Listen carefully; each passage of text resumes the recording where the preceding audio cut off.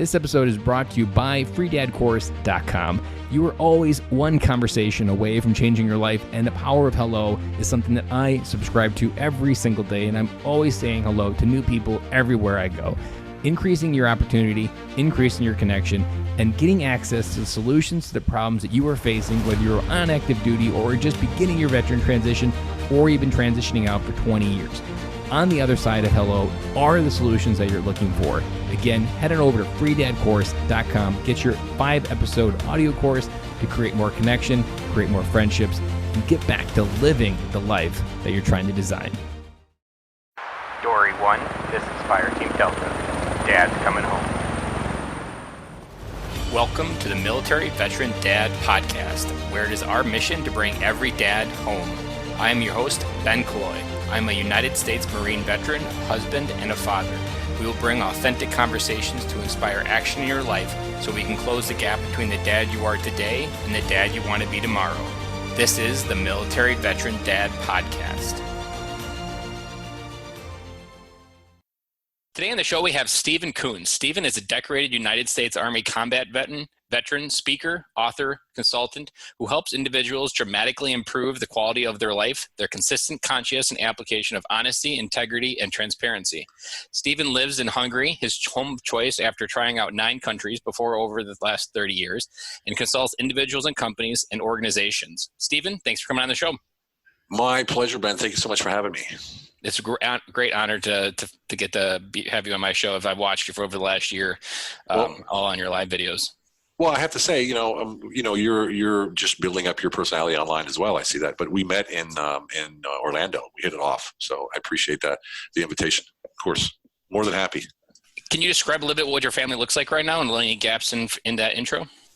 Sure. No, there's no gaps. I mean, we all live a life. So it's hard to describe the highs and the lows in a 2-second sort of bio. So my life, I'm 51 years old. I have a 30-year-old wife from Hungary, which is why I live here now. And I have 2 children, Maximilian Eugene Kuhn. He's 4 years old, and Chenge Victoria Kuhn, who is a 3-year-old daughter. Now, just to look at family real quick is through my years of travel and service. And the first, when I was a kid, we moved, I don't know how many times, but we had, 3 stepfathers, I think, or something, or 4. And when I joined the military, I moved every 3 years as well. Then I got out of the military, I moved again all the time. So I've lived in 9 countries, like you said. And one thing I noticed through all those travels is that the people with the most solid personality and that are empathetic to others all have one thing in common that I've noticed. And this is all the way through the royals that I hung out with. This is all the way through with the movie stars and politicians and whoever it was that I worked with and for, is the one thing that they had in common from a solid individual was they had an intact family. So I said to myself, if I'm ever going to have a family, that's priority number 1. Now, I'm lucky that I had all my goofy stuff out of the way and when I met my wife, because, I'm 51, so I can sort of make a priority. Back when I was 30, probably wouldn't be able to do it, And so now I decided to live here in a little village outside of Budapest because the grandmother lives here, the great-grandmother lives here, the grandfather, the cousins, the aunts, uncles, they all live here. And I want my children to grow up around family because I want them to be that stable personality, to be able to give more to the world than they take. I love that. And I love the part at the end there where you talked about having that ecosystem of family to really have that full branch of the family tree that a lot of military families, my wife grew up in the Air Force for 20 years, and they moved around 4 different places and very rarely met their family. And the only family they really had was her brother and mom and dad. And so it's great that you recognize that importance of having that outside branches to make sure they stay anchored. Well, it's the empathy part of it too, because when they can't get along with the parents, like the kids have trouble with the parents. What did I do when I was a kid? I went to my grandparents as long as they were alive, and they're there to sort of console you and help you and stuff. And then my parents were separated, so I went to my dad, then I went to my mom, then my grandmothers, and they were always fighting, all of them. So you could never go to all of them at the same time. Like there was never any family parties, so it was a big mess. And for the most part, until the grandparents died, it was okay. And that was, it was 1986. So that was when I left. I just saw that even my wife, she's so solid because of that, right? She's a solid personality, which I don't have that solidity. I'm building it with my family now, and I'm doing it consciously. I have to, because I don't know what it is. Mm-hmm. And even just simply being aware of it, it's not always something that comes easy every day, but simply just being aware of it. I grew up on a farm, and my grandma grew up at the end of the driveway. And so she was the first best friend that I ever had in my life. She was there when I got off the bus. She had cookies. She had pie from that day. She was the rocket in my life for the first 15 years of my life. And those memories will always be there for me. And I'm very conscious to make sure that my daughter has those same memories or similar as best as possible. Because those other branches can mean so much impact in your life. Yeah. And you're right when you talk about the conscious effort, and it's not easy, but it gets easy when you turn it into a habit, put a process in front of it. So if you have a process to actually, you have a mission for your children, and that is not for them to be someone or be somebody, but actually to live the life and allow them to be children as long as they can. That's my mission. I want them to be children as long as they can. I want them to smile and laugh every single day. Like, what my mission is, when I come down the stairs alone in the morning for my morning routine, and they come down after, they always scream, "Daddy!" It's like a carnival every morning, because we have that connection. We have that connection every morning. We hug and we kiss and we hold each other and we cuddle, and every morning that's like our ritual, even before they go to the preschool and everything. So, that's conscious, obviously. That's the conscious part of it for me. And of course, out through the day, instead of yelling at them because they're doing something bad, you try to explain it to them and ask them the things. And because I work at home now, it's sometimes stressful because they're always jumping in front of the camera. I'm sure you've seen it many times. Yeah, and it's okay for me. I actually enjoy it. I want them to be part of my life that way. I don't want to be in the office with the door closed like you see in the movies, right? Dad's in his office, don't bother him. I leave the door open. They can come in anytime.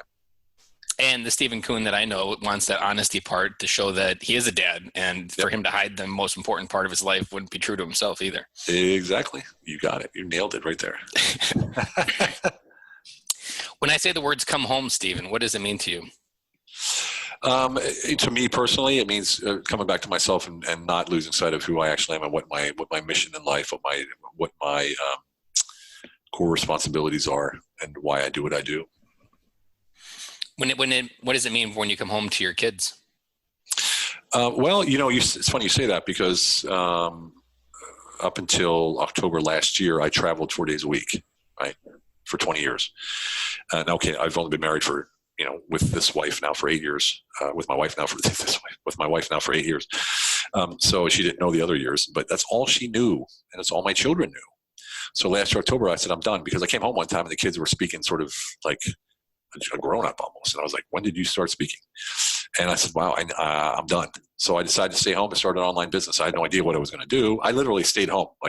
That happened. And I didn't go back and say, hey, I'm leaving, because I was self-employed anyway. So I told the clients, either we do online or we're done. And 99% of them said we're done. So because they didn't want to work online, because most of my clients were in Europe, and they still want to see you face to face, even though you just sit there and you eat breakfast with them, and then you eat lunch with them, you eat dinner with them, you go out to golfing, all kinds of BS. It's just, it's horrible, man. Well, it's because you spend 90% of your time hobnobbing, and not even working, so you're not effective anyway. Plus all the costs and everything. So plus that's a big debt that you're buying from your kids too. That on top of all that, and it comes back. And so when you say coming home, I came home last year, October. Like, I literally said, I am home. And man, that was hard. That was really hard. My wife, it was super hard for my wife, because she wasn't used to having me there every day. And there I was. The kids were, ecstatic, literally like just on me all the time, because they loved it. And then they were asked, like, when are you going to leave again? It's like, so they're so used to it that was the norm. And it hurt. It was like, wow, I can't believe that's what they think is normal. It sounds very similar to other guests that I've talked to about the military transition coming back from a deployment. Is there any advice you'd give any other military veteran dads that maybe have that issue with their wife, that got used to them being gone, they're trying to come home? Yeah, understand her. Don't expect anything from them. I mean, the whole thing about honesty, integrity, and transparency, what you mentioned in the beginning and HIT, is living a life of authenticity. That means being who you are. You are, as a man, as a woman, responsible for your own happiness. Nobody else is responsible for your happiness. It's great to have a wife or a husband to support you, but it's not their responsibility in the end to make you happy. And this is where a lot of guys go wrong. They come home from the military, and look, I came home from war, and I landed in Germany. I had no one. I mean, no one was there to welcome me except for Jim and Jack. Jim Beam and Jack Daniels. And I hung out with them for like 2 weeks. And it was the saddest freaking time of my life. You come home from a war, nobody's there. And that was probably the beginning where I realized, I got to be happy with myself no matter what happens. This expecting someone to welcome me home and call me a hero or whatever it was, or at least be recognized as a human being, comes from external expectations that are put on me. And that's where HIT comes in. You have no external expectations. You work and you operate from a core principle of honesty, integrity, transparency. And because of that, you have no expectations. And when you give to your queen, to your wife, when you do things for your queen, for your wife, you have no expectation of return, because you know that the reciprocal, let's say the source, the universe, God, Allah, whoever it is that you believe in, has a real simple rule, and that is you give what you have and you receive what you don't have. So when you give without want, you receive everything you need back. So when I came home, I said, okay, take the time you need. What do you need? What kind of space? And she said, I need space, man. And as a guy who comes home, you're like, what do you mean you need space? I was gone 4 days a week, and now I'm here and you need space from me? I mean, how you feel like, how dare you? What am I not good enough? And then this kind of thing. So start judging yourself, start shooting yourself. Exactly. And that's what you cannot do, because it's not about you. It's about them. And the thing is when they have their own time, they actually develop their own character and do the things that they love to do without you. And that is fantastic. Mm-hmm. So what we did is we schedule times. We schedule everything. I mean date night, and I mean kids. Okay, Tuesdays you take Max and I take Chenga. Wednesdays you take Chenga and I take Max. And then Thursdays we take them both together, and we do things, and we do that, and we have date night, and we do this, and then in the mornings till 2, I go to my office and close the door and don't bother her. She's in the house by herself, and that kind of stuff. And this is all important for us to have a fruitful relationship. And I'll tell you what, we've been together 9 years now. I think it's 9 years, almost 10 years, and it's like we're in love like it's the first day. It's incredible. And the kids, they see it and they feel it and they love it. Like when we hug and kiss, they all come and hug and kiss. Mm-hmm. It's a family event. Yes, indeed. It's amazing. It's a long time coming, I tell you. I can imagine it's a long time. I'm a big believer that kids spell love Time. What are some simple things that you do to just ground yourself in your kids' love and make sure that they realize that their daddy loves them? I take time for them whenever they come. Like if I'm on a podcast call, or like if they came in right now, I'd be like, 1 second, and I talk to them. Like they'll never wait for me, because I know that's the only time they're going to come to me with that question. Like this time will be over quickly. These days will be over where they're going to be like, Dad, do you have the car keys? And these are the days everybody wants back.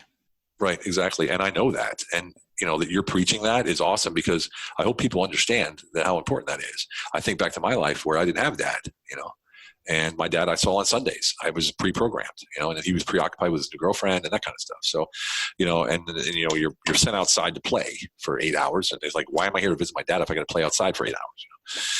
And then, you do stupid things like you take his, you want to help him out and get the snow off of his 57 Chevy, and you take an ice scraper and scrape it off, and then you end up scraping the whole car and you get in trouble. Stuff like that, right? Yeah. So, that's what memories are made of, at least my memories. So I want to ensure that my kids grow up not spoiled. Believe me, they're not spoiled.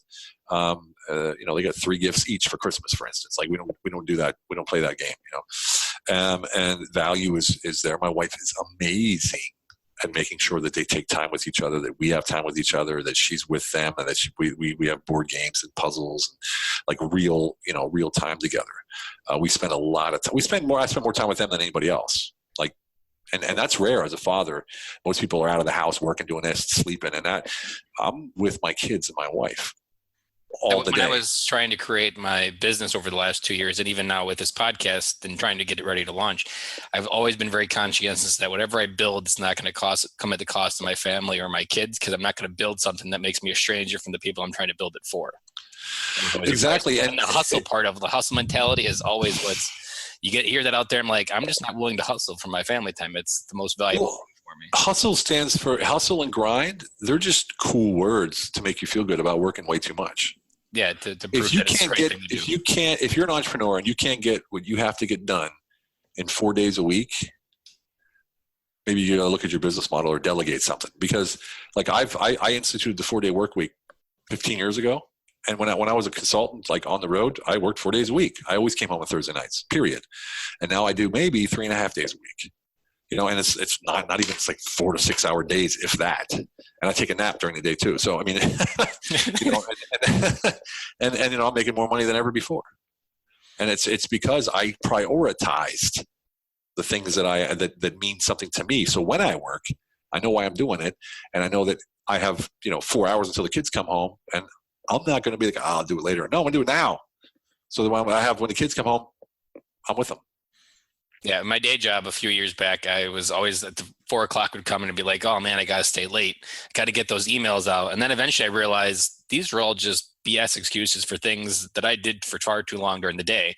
There were opportunities that I just spent way too much time talking with someone, and my family was going to pay the price. And I'm like, why should they pay the price for my mistakes during the day? And I just said, okay, I'm done. And that tomorrow's a better day, and I'll just figure out a better way to manage my time. I think, how do I say this? So I think men have how do I say this? There's a lot of men's and husbands and dads groups out there, right? And I see a lot of guys unhappy. I see a lot of guys unfulfilled.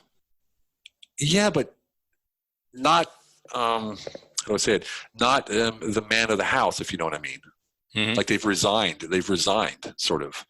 And they're upset, and the wife isn't happy, and they continue to do their job because it's like their only way out there where they feel any kind of value and stuff.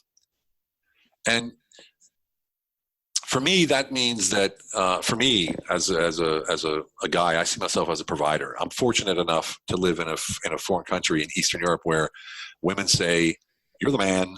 Don't ask me stupid questions. Just do man stuff." Yeah. So I provide, and that's what I need. And that doesn't mean I provide money. It means I provide sort of certainty and security for my family. I provide variety for my family. I make my children, my wife, people feel significant in their and in my life, right? I have the love and connection. I make sure that they grow with me, and that my children grow through education, through love, through whatever it is that we have. And of course, what we all do is I make sure as a provider, I make sure that we're contributing to society as a whole. And those 6 things that I just named, they're the 6 essential human needs. So that means every problem on earth can be solved by those 6 essential human needs. And that is real simple. It's certainty, which means, security, relationships, that kind of stuff. And then you have variety, which is obvious. You need variety. You're going to die. Significance. You need to feel significant. Love and connection, obviously. Growth. When we stop growing, we become bored. We become complacent. We start hating ourselves. And of course, contribution. We all know in the military what that means, right? And that significance comes into play too, especially when you're a military dad and you get out and you're at home and you're sort of like, you end up working at the bar like I did. Suddenly you take off that uniform that has your entire identification, your entire identity on your sleeve, so to say. Mm-hmm. And you take that off, and you're in the bar, and some 14-year-old kid says, "Get a loser, you get a real job." And that's a lot to deal with. So we go back to HIT. I'm responsible for myself. And I decide how I react to the outside world. No one else does. So if you come to me and you make me mad, then I show you that I make you mad, that just means I'm a slave to your word. And that for me, as a man, as a provider, as a father, that doesn't happen to me. So for fathers out there that are worried and, oh, my wife, and I don't know, you got to stand up, man. You got to stand up. You got to be a man. You can't be scared to be a man. And I know that means in America, oh, my God, now he's being sexist. Not at all. What I'm saying, as a man myself, I'm a provider. I ensure that I provide everything that I need from in my will and in my power that I can. If I hold back anything because I'm upset or, oh, she did this, I'm going to do that, then I'm failing not only myself, but my family. So I'm pretty adamant about that. I've never really talked about it, but I'm pretty sick of hearing, about how men are just being hated all the time. And you don't have to be man. Being a man doesn't mean being, it just means, standing up for who you are and what your values are. Man up usually means like bottle up your emotions, especially the military version of man up, bottle it up. Don't talk about what you're really feeling about. Be someone else who people probably want you to be. Yeah. In reality, is like as you always talked about, is just honestly being true to yourself. Yeah, and it's funny because you see trends. That's why you see the identity politics also in the fatherhood coming through in the manhood. You look at the trend, which is ending finally, and the trend was plaid shirts, beard, hard cut, hard part in the hair, the whole works. Like every man in the media was a guy with a beard, and now that's going away slowly. Who knows? It's always changing. Who knows what's going to be? And people who subscribe to that, it's great because they find an identity. They feel great about themselves, but still they're not true to themselves because that's not who they are. They're actually not authentic because they're actually following the trend. And that's always a discussion I have with people. They say, "What do you mean I'm authentic? Look at me. I'm like, you look like everybody else. Excuse me." There's nothing wrong with tattoos. Nothing wrong with a beard at all. Nothing. If that's what you do, that's what you do. It's your deal. Yet don't claim to be, try not to claim to be authentic. And for me, it's real simple. If I'm trying to be like someone that I see because I think it's cool, then I'm not being authentic. Simple as that. And that hurts my family. Period. Because then it makes you less of the person that your wife fell in love with. Of course. And it's for who you fell in love with. Yep. You got to love yourself, man. No one can love you without you loving yourself. No one. And a lot of these guys I see, especially in these fathers groups, they don't love themselves. They're downtrodden, beat down, hate themselves, and they're in a marriage they don't want to be in. They cheat on their wife for 10 years, and then she turns around and cheats on them, and they're crushed. It's like, what? It's just get out of your own head, man. Get out of your own head and just find who you are for real, your purpose, man. What's your purpose? Yeah. When your kids are 30 at a bar talking about their dad, what do you want them to say? I'll be sitting beside him. So I'll be 80. But I'll be 80 years old sitting beside him. I think they're going to say my dad was eclectic. He was a big guy who, had even a bigger heart and did way too much for way too many people, in their opinion. So yeah, I think that's what they'll say. I know that what I've done so far in the world is more than most people have done in their life, but it was all in stride, and it was all due to the principles that I live by, and I also know that my real impact hasn't even come yet. So I'm standing on the threshold. Yeah. I'm a big believer. I've just recently started framing things, but thinking of different parts of our life as just a season. So you did things at a different part of your life in a season, and now you're in a different season that requires different mindset, different approaches. And now you're really almost in the legacy season because your family is the legacy that you leave behind, and whatever impact you had in the world, your kids are the ones that are going to carry it on. And well, yeah, and that's the whole thing. Is as part of what I do is I help people learn and think long term. We have a society of instant gratification, and even goal setting. Most people I know, they just want to pay the bills this month. And my goals are to establish I don't want to say dynasty, but like a secure world for my children, no matter what happens. And that's also in order for them to be able to have an education if I'm not here anymore, for them to have whatever it is that they need, not spoiled wise, but be able to support themselves if they have to, have a business that they can take over if they so choose, and run it like that's the kind of stuff that I think of right now. And most people don't think like that anymore. I mean, the rare exception is like royals and aristocrats. That's why their dynasties are so strong, because that's how they think. They think in generations, not in months.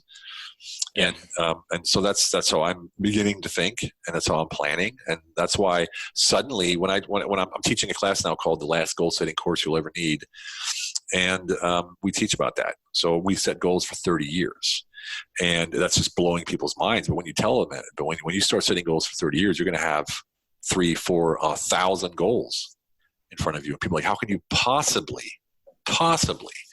reach those goals? And that's not the point. Point is, when I open my horizon up like that, and I look at all the possibilities that I can do, because anything's possible, then suddenly I'm aware of more doors. I'm aware of more opportunities. I'm aware of people walking up to me that I wouldn't be aware of otherwise. And I teach this to my kids too. It's like, always look who and what is in front of you, to the right of you, and to the left of you, and always be nosy and be informative, and who are they, what do they do, and why are they there, and that kind of stuff. And that's going to propel you into a life of excitement and amazing opportunities. And as long as you're giving back, everyone deserves it. So why not grab it? Yeah. It reminds me of the Jim Carrey story where he wrote himself $1 million check, and in 10 years he was going to cash it and kept it in his pocket. And I got plenty of those stories. I got a bunch of those stories. The ones I didn't write were the ones where I lost that check. Actually got the check, and then I lost it again. I was like, okay, I never wrote that one.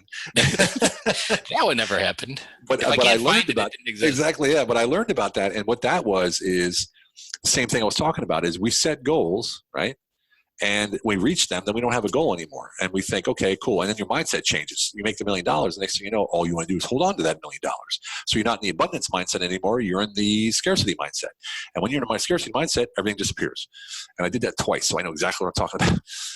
And now it's just, the goal setting part of it, the reaching goals for me, my children, whoever it is a part of our daily process. So it's nothing special. Like we reach goals and we set goals and we talk about and process them every single day. So it's like an ongoing process because a lifestyle change. Like if you want to lose weight, you lose weight and then you gain it back again because you only set a goal of losing that weight and not changing your lifestyle forever. And that's sort of where I live, if you will, with my family. And that makes things much calmer because nothing happens right now. Nothing happens right now. And coming from the military, you know how hard that is, right? Mm. So this has really solidified us as a family where we say, okay, take the time to build whatever it is we have, whatever we want. If you want to do this, then we have to talk about it, move it this way. We have to talk about it, move it that way. What was your scariest moment as a dad? And what did that teach you about towards your life and how you set it up now? I think the scariest moment was when my son was born, first child, where, this is weird. I didn't know what love was until I had a child. Like I thought I knew, I had no idea. And what's scary about being a dad is that you can't be there forever, right? Mm-hmm. Number one. And number two is it's not about you anymore. Zero, and having that responsibility can be daunting. It can be massive pressure if you're a perfectionist, if you're, what do you call them? Seagull parents. If you're helicopter scared. Parents. Yeah, helicopter parents. If you're scared that you're going to get hurt, that kind of stuff, that's helicopter parents. It was hard for me to let go because I was like that, like a little bit, what happened? My wife's like, chill. My wife's really strong that way. Like if he busts his head, he busts his head. That's what happens. And so for me, the scariest part was actually that realization that, man, literally, that's like they're being born. I'm thinking like I won't be here forever. I mean, what a weird thought to have. You know what I mean? Yeah. But you're older as a dad, so then you probably have just things like I'm going to be over 60 when these things happen, and will I be there? I'm 51 now, and they're 3 and 4. So yeah, figure it out. I mean, it's not like you said, when I'm 30, I'll be 80. Or 79 anyway. And my dad's 76. So, and he looks like he's 50. So, hopefully the gene, the apple doesn't fall far from the tree. And I think my grandfather died at 82. So yeah, something like that. I think the scariest part is knowing that, that they're not, always going to be there. But that keeps me conscious of it. It really does. It really keeps me conscious of it. I think about it more than I should probably. But that keeps me on my toes to say, this is the moment right now. Like every time I leave, if I go somewhere, like tomorrow I'm driving to Vienna, I want to make sure that they know everything that I need to tell them. It doesn't matter what time it is, if it's in the morning, night, it doesn't matter if I'm leaving for long or short. I will leave the house with the 2 kids knowing everything that's in my heart, period. And I do that every day when I leave. How did you deal with that when their kids were first born? Did you have struggle with burying yourself in work as like a way to avoid it? Of course, I avoided the entire thing. That's why the 4 days a week were great for me, because I could leave. My wife would call and show me pictures of them going to kindergarten, and she's crying, like, bawling. And I'm like, hey, baby, it'll be all right. I gotta get back to work. Love you. Bye. I just didn't want to deal with it. And now it's like, how could I dare do that? And even just the looking back and being honest with yourself, I can only imagine was a monumental shift. Well, it was because I was a hitman, right? So I've always lived this way, and suddenly I wasn't because I was scared, and I was scared, and it was the most beautiful thing in the world that scared me, and the children, Yep. And then we had the second child. I was like, oh, good Lord, it's a daughter. Oh, good Lord, So, and it took some time. Still to this day, I look at them sometimes, and I can just break out in tears because I love them so much. It freaking hurts sometimes, It's how much I love them. I remember I've heard it explained it's like having your heart beat outside your body and run around and be dangerous. Like at any moment, your heart could just break, and sometimes you have no control over it. And I struggle with that same thing as well. Yeah, it's amazing. Especially my son looks exactly like me. So, and like my father and like my grandfather, like we all look exactly like when we were his age. I have a twin brother. We looked exactly like him. My father looked exactly like him at age, and my grandfather looked exactly like him at our age. So it's like really weird. It's like the strongest gene ever. I find the scariest part is with my daughter, that there was a book I read, Strong Fathers, Strong Daughters, and it talks about how much of a role their father plays in their future choice of men and everything in life. Even just giving your daughter a hug every day reduces this age that they'll have sex by like 60%. Just because if they get whatever they from you, they'll go and find it from. It's like just giving a hug. So like that affection with their father, if they don't get it from you, there's like a 60% chance less of having sex by the age of 12. Just from you giving her that physical touch, because then she won't go out and seek it on her own. Like that little something, like made me realize that how I show up in her life. Yeah. I'll either be the one providing it, or she will find someone. No.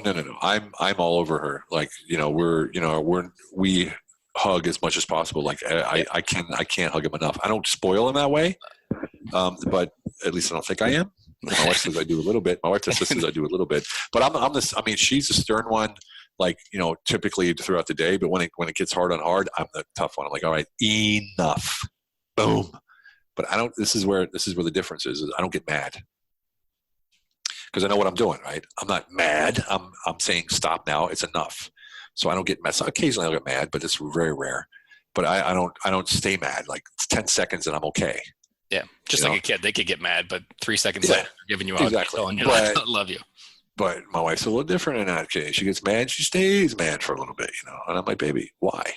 What's the point? There's nothing. You're doing nothing for anybody except for you negatively. And so, yeah. So there's a book that Jocko Willink wrote called Warrior Kid. It's also how fathers deal with their sons. It's amazing. You read it to your son. My son's too young really to understand it yet, but amazing book. I was actually Tim Sales suggested that to me. A pretty cool book. It's about a kid, sort of not being accepted and how he dealt with it, that kind of stuff. So pretty cool stuff. Yeah. What do you want your family's legacy to be? My family's legacy, I want it to be whatever they want it to be. I just want to provide the launching pad for them. And that includes my wife, I see my wife having a second life, I see it, so, if I live to 80, she'll be 50, I'm saying I'm 51 right now. I'm just starting out again, my third career, my third life, whatever. So I see that happening, like that could totally happen. And I just want to make sure that everything is possible. We got our dream house here in Hungary, or her dream house, but it's our dream house. And that was a big deal for her. Like 98% of Hungarians own real estate. So you always own your house. You never rent. And only expats rent. That was me. And so that's a big thing for her that she can build from here. And we're in a village of 2,000 people, and I'm going to buy up a bunch of land in the neighborhood here, so they have that to either sell or, sort of rent or whatever they want to do. I want to try to buy some farmland too. I can't buy it because I'm a foreigner. It's in Hungary. You can only be Hungarian to buy land, so it'd be in her name anyway. So yeah, that's the kind of stuff I'm doing. I don't need to make my son a football star or be a movie star or whatever. I just want to give them the platform so they can do whatever they want. When you think of for your daughter is your oldest or your son is your oldest? Son is my oldest. When you think of the different, I always struggle in this, whether you do sports or ballet for my daughter. Yeah. How do you balance that versus like making them want to try new things, but at the same time making sure that it's something they want to do? And I've always struggled in that area of how to plan. I'm not following the question. What's the actual question? Like, how do you frame it in your head of making sure your son is exploring football, soccer, American football in this case? Probably not over there. That's a wrong example. No, I don't. When you enroll when your kids get enrolled in different activities, how do you frame it? We talk to them about it. We look at it on TV. We watch a video or something, not TV, but video. Mm-hmm. Hey, what do you think of that? How's it work? And I'll show them a little moves or whatever. We just let him bounce it off. If he doesn't want to do it, he doesn't want to do it. We never force him to do anything. We never force him to, dance in the school play and that kind of stuff. He doesn't want to do it, he doesn't want to do it. It's not a big deal. My daughter and my son are sort of shy until they get to know you, like probably most kids are. But then they don't shut up. So it's just constant, they sort of love that stuff. So I try not to mix into it. I try not to just make any decisions for them. Like I would never say no or yes. because I really want them to realize, like I said, they're being kids. My number one goal is to have them laugh every single day. And number two is to be a kid as long as possible. That's my two goals, because I know my childhood was taken away from me really early. And I just know, I hear of people who have like long childhoods and how much fun they had and stuff. So I just want my kids to develop themselves, man. I want to give them a platform and space to develop who they are. Just explore their curiosity. Yeah, man. Just do whatever you think is exciting for you. And then if you try, like my son tries all kinds of stuff. Doesn't like it. I don't go out and like, if I want to go ice skating, okay, we're going to buy a full ice skating. We don't do that. We rent the ice skates.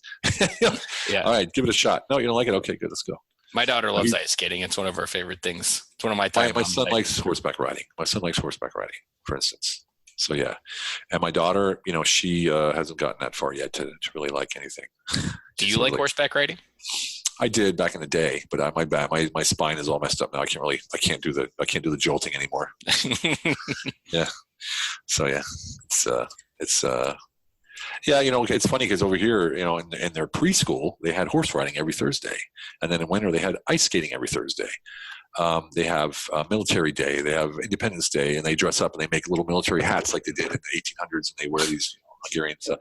I love it that they teach history here and national culture and things like that. I absolutely love it. And my son speaks Hungarian and English, and now that we moved to this village 4 months ago, the school's actually German, so they speak English, German, and Hungarian, and they're only 3 and 4 years old. So it's pretty cool. Pretty cool. Yeah. When I've always liked the idea of, and I haven't been able to do it yet, but I know the benefit of traveling internationally, getting those different perspectives. Do you see that as something like you want to take your kids on more international trips with you as they get older? Oh, we do. So yeah, my son is 4. He's been to America 9 times, been to Italy twice. They've both been to Spain. My daughter's been to America, I think 6 times.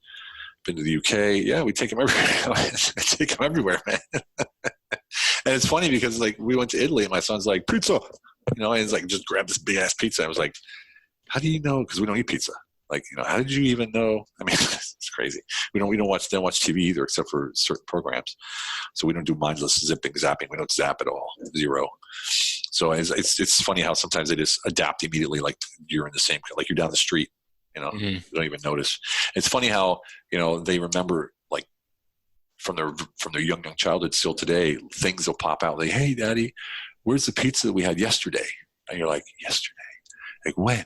Yeah, we were in this place. And like, that was 4 years ago. Yesterday was 10 years ago. Yeah, exactly. And, yeah. And it's like, and do you remember that? It's like, yeah, this big ball of cheese. I'm like, yeah. Always amazed at what they can remember. I know. It's like, that was buffalo mozzarella. He's like, yeah, buffalo. Like, whoa. Yeah. It is nice when they figure out that the word yesterday is yesterday and not 2 years in the past. Then it makes it so much easier to figure stuff out. I remember I traveled to Prague for work, and one of the very first lessons they taught me is that they spend almost all of their 20s just traveling the world, finding the person that they love, and just enjoying life. Yep. And I think that's one of the things that Americans don't really do well at all, in that we just get sucked into our own little country. Most people never leave their state even, let alone the country, get a passport and explore something.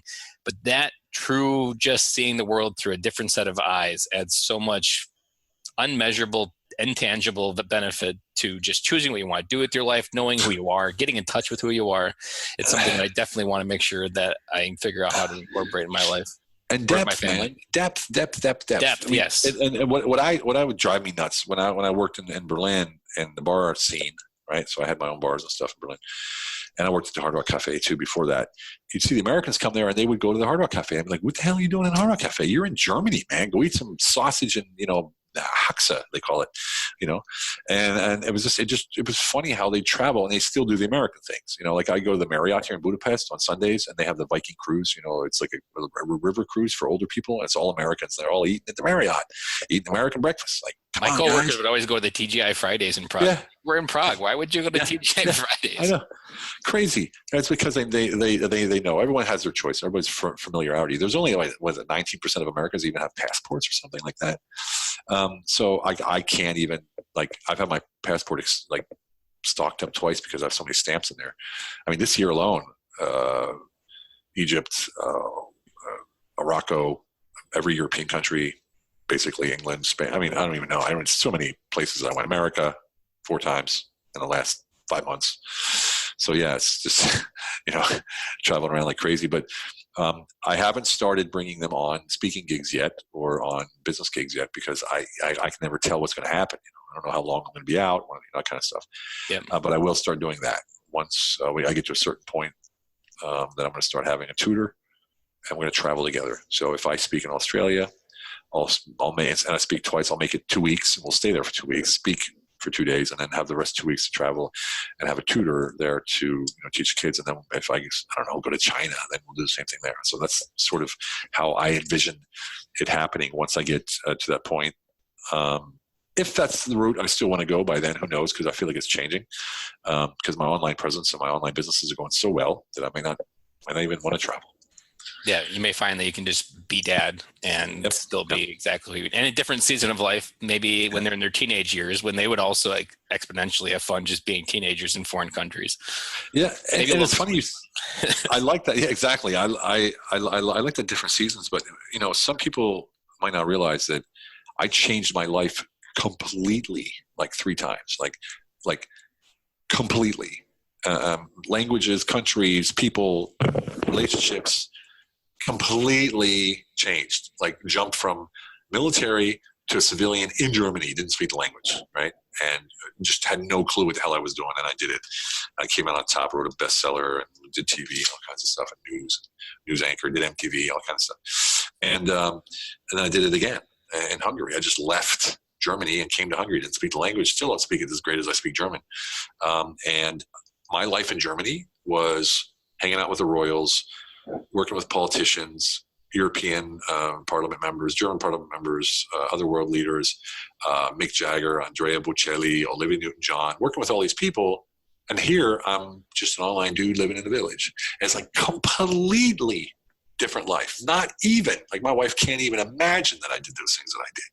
Hanging out with Bill Clinton and Kofi Annan at the UNESCO ball in Geneva.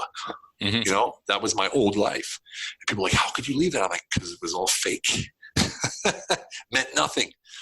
When I had kids, everything else fell away. Like when I had kids, it doesn't matter at all.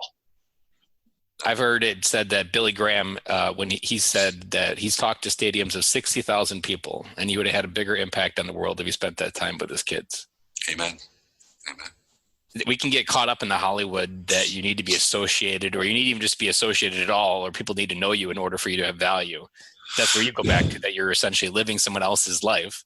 Exactly. And eventually as happy as people are in Hollywood, even Robin Williams, everybody thought he was the happiest guy in the world. He was a comedian for exactly. He made people laugh. Yeah. Well, and again, once again, we get back to that hit, we get back to, you have to love yourself, and you are responsible for your happiness. Nobody else can be responsible for your happiness. If they are, that's not a healthy relationship. The basis of every healthy relationship on this planet, in this universe, be it public, private, professional, whatever it is integrity. That's it. That's the basis. If you don't have integrity in your relationship, and that means you're doing what you do because you want to do it and because you want to be there, not because you expect something, because you have, you want something. And that can only be if you're happy with yourself and you realize that you're the one who dictates your own reality. It's the way it is. And when you do that, I can't even tell you what the freedom is like. When you realize that whatever I do it because I want to do it. You know how it is. When I was working and I had a boss, which was like maybe 2 years of my life, I remember this, like, oh, Steven, a boss wants to see you. I'm like, oh shit, what does he want? You walk in there, you're nervous, you don't know what to say. I don't need that. I don't need to do that. If I come from a place of honesty, integrity, transparency, it doesn't matter what he says. It doesn't matter what he expects from me, because where I'm coming from is hit, period. And that, no matter what he says or she says or how they say it or what they think or how they feel or their mood, has nothing to do with who I am. When you realize that, my friend, that is incredible freedom. And suddenly you're the most authentic person that anyone's ever met, because you're you and you're living it fully. Mm-hmm. And you show up and you're almost like that. People don't really know how to handle it, especially in America, because very, very little, even just random conversations at the grocery store, you can just have people like, no one talks to me at the grocery store. Yeah. I talk to everybody everywhere. Like, you know, I mean, I literally, like, I'm always talking to people. Like, I can't stand anyone without talking to people. I love people. I love meeting people and talking to them everywhere you go. You know, I'm the guy in the elevator who talks to everybody. 2 years ago, I had a mindset shift that if I wanted a result I've never had in my life, which was friends, I needed to do something I never did, and it was just talking. And so I've got a mindset that I'm always one conversation away from something amazing coming into my life, and I'm going to miss those shots if I don't take them. And so I always just start. Perfect example. And I'm going to tell you this. People ask me, how do you get such good guests on your podcast? Like I had, you know, I don't know, some people you might not even know, but, you know, I have some pretty high caliber people on there and like world known people. And someone asked me, how you doing? I said, I talked to them like I'm talking to you right now. So an example was yesterday. I wrote a guy that I've heard of for the last 15, 20 years. 30 years actually. And his name is Tim Sales. And Tim Sales is someone that hardly anyone knows unless you're in the network marketing company business. He was a trainer for so many years.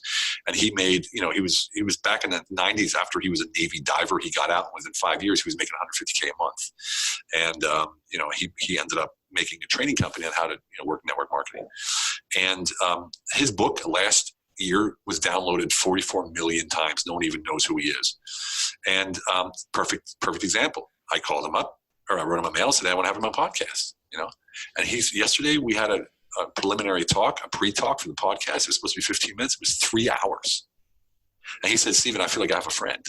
And you're exactly right. You're one question away from having someone who you've known and who is influential and has answers and things like that, not only of realizing they're just like you and only human, but you can be a friend. They put their pants on the same way. Yeah. And you can be a friend with them just like that. It's exactly the same way that I met Andrea Bocelli, Mick Jagger, all those people. Same exact way. Just did it like that. And if you do get that no, that's most likely that they're not really being honest with themselves, and they're most exactly. likely Well, that's pretending the whole point. to ignore you because that's what they were told they need to do. Or you're not hit. Correct. You're not coming from a place of hit. You're asking for, you want something. Your expectations are there. You have expectations. Literally, look, the essence of hit is this: showing up fully and wholly for the person in front of you without an expectation, even if you don't have the answers. And the reason for that is when you show up with somebody and you don't have the answers, they're at ease because you're there for them no matter what. If they need just your support or they need your answers, you're there in the same way. And that empowers them automatically, that they open up their horizon. They can often solve the solution, you know, come to the solution on their own. Makes them feel safe. As well, yeah, exactly. What's a book that you would recommend for military veteran dads? You talk about the Warrior Kid. Warrior Kid. I like the Warrior Kid. I don't know. You know, it depends where you are in your career. I mean, and your life. I mean, there's self-development is number one. As a dad, if you're not secure in who you are, and you're not secure in what you can teach, and you're not secure in your own values, then that's what comes first. You know, I would suggest anyone out there who isn't hit, who isn't in their core, you know, of who they are, read The Inside Out Revolution by Michael Neal. Actually, don't read it, listen to it. Inside Out Revolution by Michael Neal. It's like a 2-hour book, 1 hour and 80 minute, or 1 hour, it's just a 50-minute book or something like that. And what it does is it deprograms you from external influence, I guess you could say. And you end up learning what I was talking about, how, you know, you're basically, you're in control 100% of the time. And no one can make you do anything unless you let them, unless you want to do it for them because you feel like they expect it from you, like your wife or your son even, or your daughter or your mom or your boss. The police officer stops you on the street. You know, these are all people that if you're not hit, you're going to dance to their music. Mm-hmm. I found a similar mindset going to the gym. I've been going to the gym for the last almost 12 months now. I mean, not 10 months. And I find a lot of it is more just it's about the inner work, through pushing through, even just pushing a barbell.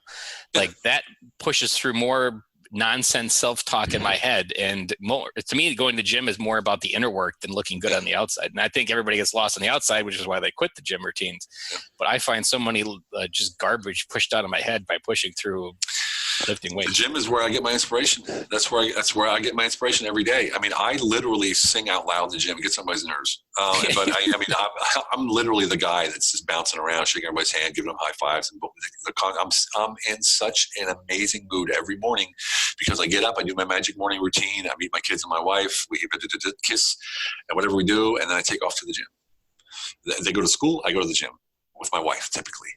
I'm just on fire in the gym because that's where the creativity. I usually listen to audiobooks while I'm in there.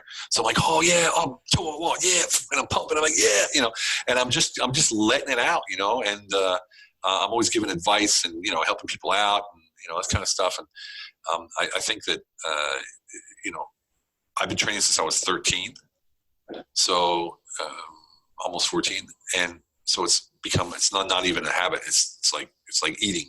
It's like drinking water for me, going to the gym, and that's why.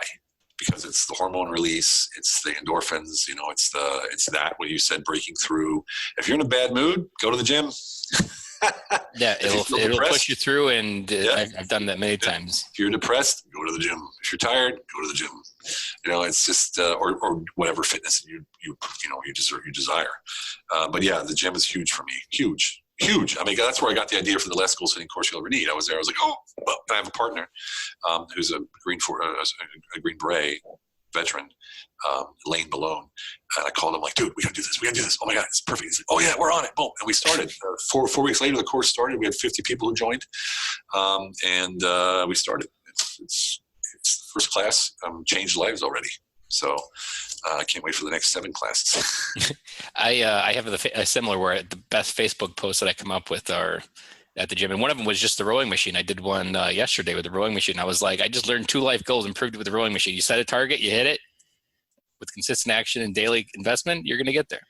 Yep, exactly. Well, that's what Tim Sales said yesterday. He said, look, he said, look, I'm almost scared to go on your podcast because I think so simply. I said, no, that's your strength. You sold 44 million books. Are you kidding me?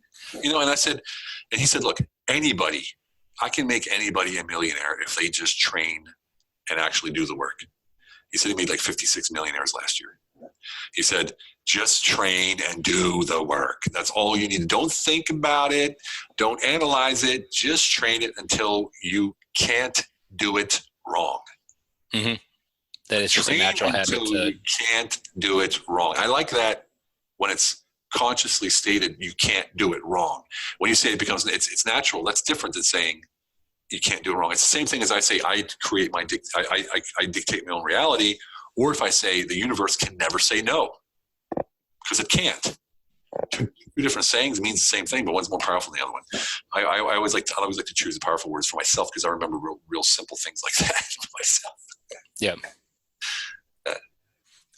This interview has just been incredible, Steve. What's a parting piece of advice that you'd like to give for military veteran dads? Don't be too hard on yourself. When you're home, give fully and totally to your children, to your family. Don't be distracted. Don't say you need time for yourself. Even if you do need time for yourself, you're going to find that the most soothing thing that you can do is be with your family if you let it go. If you let it happen. You have to let it happen. No expectations, guys. You're the provider. You're the warrior. You come home. Whatever they do, they do. You can't control them. You can't force them. You can't make them do anything, right? So let it go and be who you are and be happy with you. And believe me, it's like a magnet. They come to you. As soon as you're happy with who you are, it's like a magnet. Boom, they all come to you. Way to end the show with a bang. Bang. Well, Steve, thank you for coming on the show today. It's been a real pleasure. It was my pleasure indeed. Thanks for the talk. It was quite an interesting talk. I've never had an interview like that before, so thank you so much. Thank you. That's a wrap, and thank you for listening to today's show, and I really hope you enjoyed it. The lifeblood of any new podcast are the reviews. If you haven't reviewed the podcast yet on iTunes, I would really appreciate it, and you will help us get the message out to even more military veteran dads. As John Maxwell says, if there is hope in the future, there is power in the present. Dads, it's time to come home.